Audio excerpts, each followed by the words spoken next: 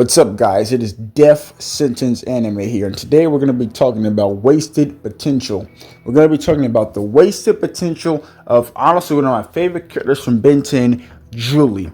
Now, I already talked about Julie in another video where I talked about, how she could have been written in Omniverse and why she's the definitive Ben 10 love interest, whether you like it or not. From a storytelling perspective, it makes absolutely no sense why it should be anybody else but Julie. I'm actually going to talk about that in this video, talking about how she could have been written in all of her appearances, how she could have been better written, how she could have been used, and how the Ben 10 series should have ended. I already talked about that in the last video, but we're going to be talking about the way how Julie could have been better written in, the Ben 10 franchise. Now, I'm not going to lie to you, I've been seeing a lot of Ben 10 Julie slander. To me, I thought breaking them up was fucking outrageous. And I'm going to talk about why them breaking up is fucking outrageous and why this does not make sense from the story they built in 2 shows of UA and then UAF, you know what I mean? It just does not make any sense from like a storytelling perspective why these 2 broke up. Like, none at all.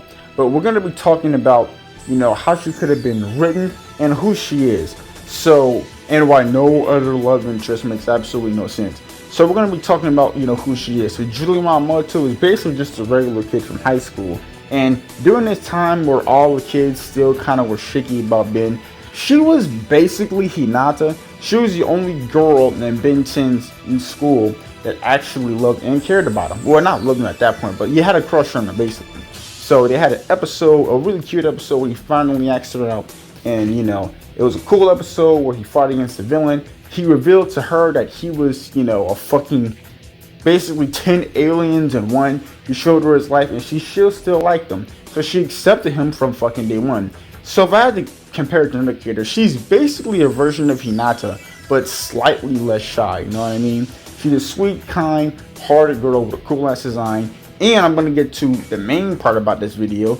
Ben 10 Julie is not a damsel in distress. She is never, ever needed help. If anything, she saved Ben a couple times.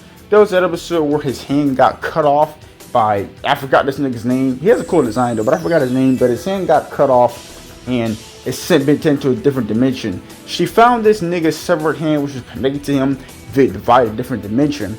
She found it, asked Gwen and Kevin to do something about it. They ended up breaking Ben back and, repairing the 2 severed limbs. And then he fought against the villain that did that to him and took him out. And she also helped during the finale of Alien Force, where her and the ship worked together to take out the alien hybrid aliens. And she was very vital in that in the mission.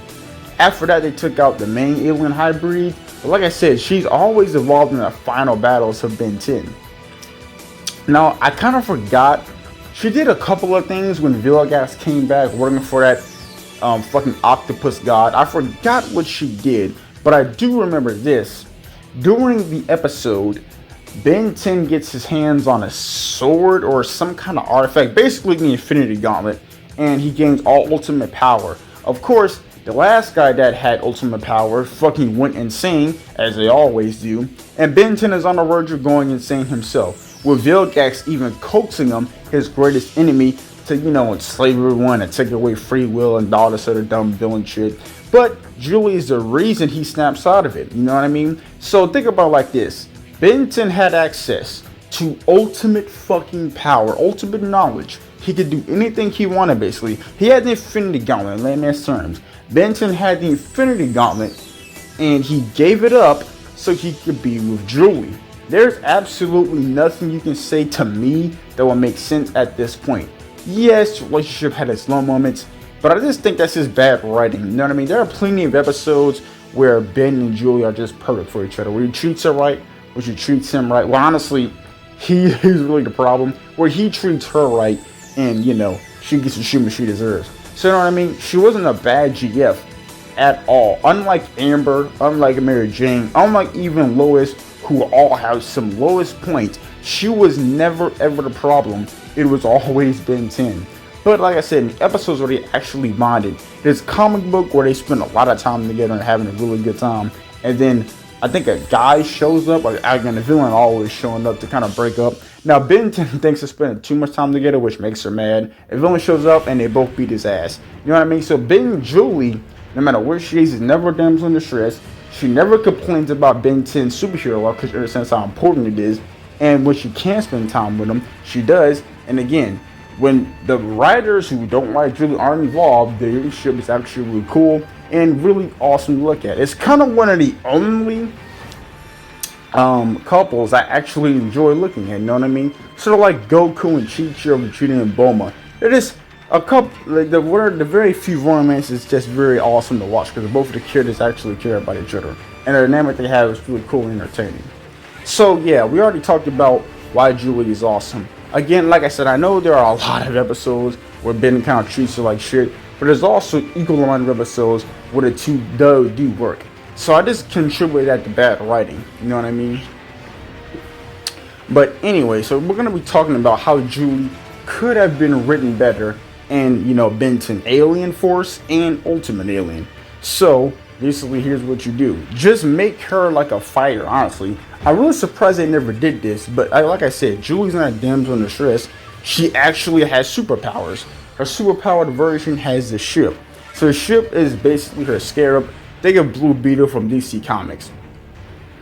So the ship bonds to her, and then she transforms into basically Blue Beetle, and she helps out. This is how she's never a damsel in distress, because when a villain wants to take her, they have to get past Ship. And Ship is basically one of the strongest characters in, the Ben 10 universe.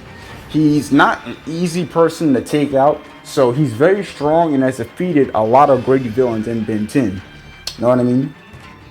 So whenever a villain shows up, it just have her wear the thing. And the episode where they try to give her screen time, they just have her and Ben do some mundane shit together, and the villain interrupts it. When it's weird, Julie should want to help Ben, be a superhero. After all, she has powers, so why not help him in a superhero career? She should maybe not permanently join that team, because I will admit, maybe one of the reasons they didn't do it is because all four niggas would be stacked as fuck. After all, they are all extremely strong. But what you can do is have her when she does show up, have her wear the ship, and she just takes out all the other villains. I feel like a lot more audience members will like her because, again, she can actually help Ben. I don't know this girl's name, but a lot of people ship Ben and that stretchy pink girl in Omniverse, and basically write Julie like that, where she has powers and she actually uses it to help Ben fight crime. A lot of people ship her and Ben. I don't, because again, Julie, for me, that's his only girl, and that's basically it. I don't like anybody else being with him. But you could write Julie like that, because again, Julie's not a damsel in distress. And yeah, that's basically it. Just have her assist him in battle. Have her kick ass. Maybe have her defeat a secondary villain of that show or that episode in particular. You know what I mean? Give her a lot more action scenes. As soon as she gets shipped, she'll be like, hey, I want to help you, fight against evil and stop the hybrids and all the other shit. And while she shows up occasionally to kick ass, a lot more people will like her. And yeah, just write her like that in write her like that in Alien Force. A lot more people will like her. She will be a lot more useful, and she will be very unique when it comes to love issues, because she actually wants to help the hero fight against the bad guys instead of just staying out of it, even when she actually has, devices to help him do it. And in Omniverse, I already talked about, how you can better write them in Omniverse, but basically just have Julie, Ben and Sam be a trio in a fight against your villains in Omniverse. Also, please, that retcon story can fucking go. I'm talking about, now this isn't about Julie, this is actually about Kevin.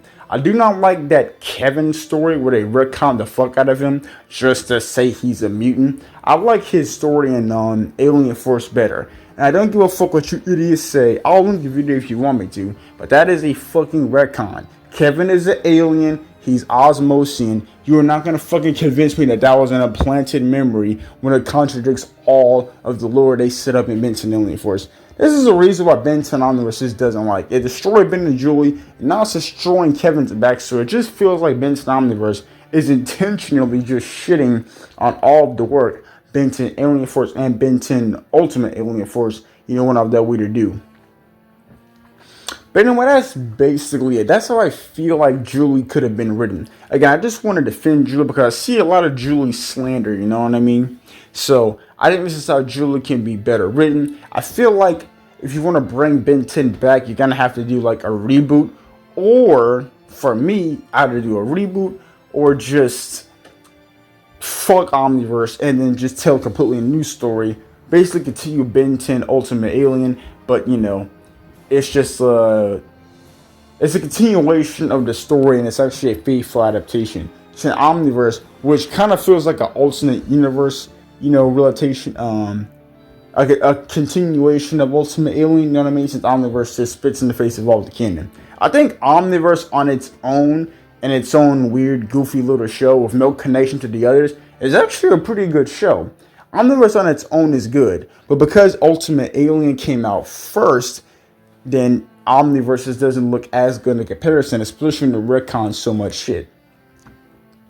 But anyway, that's basically all I wanted to say. This has been Wasted Potential. This is how Julie could have been written in all 3 shows she was in.